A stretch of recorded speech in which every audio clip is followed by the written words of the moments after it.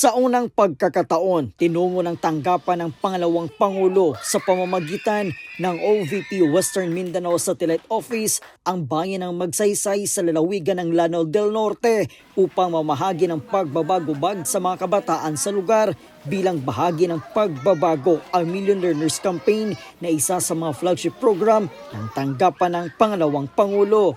Kabilang sa mga pinaghandugan ang mga mag-aaral ng Magsaysay Central Elementary School maliban sa school bags na katanggap din ang mga bata ng learning essentials tulad ng mga kwaderno, panulat at pangkulay maging ng dental kits bilang pagpapahalaga sa oral health ng mga bata at raincoat upang maprotektahan sila laban sa ulan. Sa aming pakikipag-usap kay Teacher Ridem, ang punong guro ng paaralan, sinabi niya sa amin na malaking tulong ang kahit anumang suporta sa pag-aaral ng mga bata, lalo't ilan sa kanila ang pumapasok sa klase na kulang ang mga gamit pang eskwela.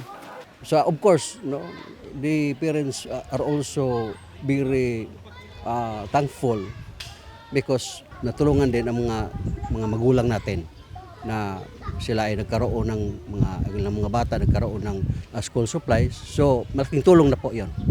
Dagdag pa ng guro, inspirasyon at motibasyon ang hatid ng bawat pagbabagubag sa mga batang mag-aaral sa kanilang paaralan. Ikinatuwa rin ng pamunuan ng paaralan na nakarating sa kanilang komunidad ang kampanya ng tanggapan sa kabila ng layong ito. We would like to extend our heartfelt thanks especially to the Office of the Vice President in giving of the official school supplies of our learners.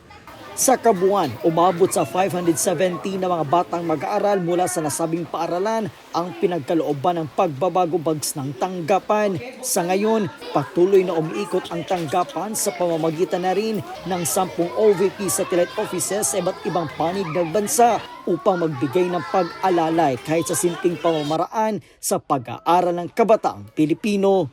Mula po rito sa bayan ng Magsaysay sa Lanao del Norte, ako po si Brian Latasa, ang lahat para sa Diyos, bayan at pamilyang Pilipino.